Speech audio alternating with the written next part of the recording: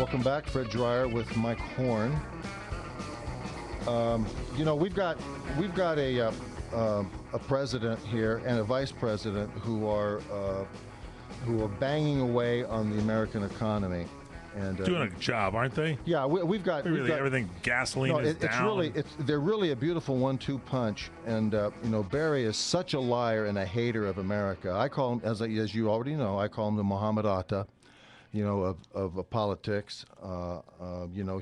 He's holding everybody hostage. He's got everybody buckled in, and he's flying this thing right into the Statue of Liberty, and no one's getting out alive, pal. That's what's going on here. And the beauty is he continues to talk about, and as does Joe Biden, speaking of Joe Biden, what do we have here on number 8? Hey, you know what you call a Democrat who makes as many verbal gaffes as Rick Perry? Vice President. That's what I Don't screw around with me. Yeah, see, I mean, Joe's on the case. Joe is completely on the case. You're friends with Joe because you had that historic elevator ride with him many years ago. Yeah, many years ago. Alone, you two were together in an elevator for some time. Yeah, 4 floors, which is an eternity. Don't screw around with me. So you've got these two jackasses. You've got Barry and Joe. And together they're lockstep, hand in hand, and they're going around America selling people on what's clearly a failed politic, the same politic that is sinking Europe at this present time, that is destroying countries. And it's not a mistake. This business model that is being sold by these two goofs to the American people here is being used. This is what's insane to me. They're using a failed politic, one that is clearly destroying Europe, if not the rest of the world and the free world. But they're selling it and they're pushing it out front as a business model for re-election. Here's Mohammed Barry Obama talking about his economic plans. Number 10. But, we've been a little bit lazy, I think, over the last couple of decades. Of course. We've kind of taken for granted, well, people will want to come here, and we aren't out there hungry selling America and trying to attract new businesses into America. The stupidity of this is that his entire premise for running for president is to do exactly the opposite of what he just said. Play it again, number 10. Tom. But, we've been a little bit lazy, I think, over the last couple of decades. Yeah. We've kind of taken for granted, well, people will want to come here. We haven't been lazy. Out there hungry selling America and trying to attract new businesses into America. Yeah. How do you think that happens, Barry? It happens by getting out of the way, removing the government, getting rid of the gun you put to people's heads. And that's what this whole thing has been about. It's been an oppressive, failed Euro model of killing productivity in America. And he continues to go on. I call it the big lie of Barry in the economy. Number 11, please. Now, I've put forward a very detailed Listen to this.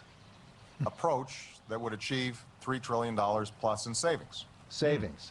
And it's the sort of balanced approach that the American people prefer. Yeah, exactly. It says everything's on the table. We've got to have discretionary spending cuts of the sort we've already put in place. We've got to have non-defense cuts. We've got to have defense cuts. Potato salad? We're going to have to look at entitlement programs. We've got to reduce our health care costs. Oh, yeah. And we're going to need additional revenue. Do you know the insanity of this? Everything that he just listed, is He's raised. He's got his what healthcare he's plan. destroyed. Exactly, the healthcare system. He doesn't want to talk anything about entitlements. He wants to explode them. Yeah. He doesn't want to cut anything.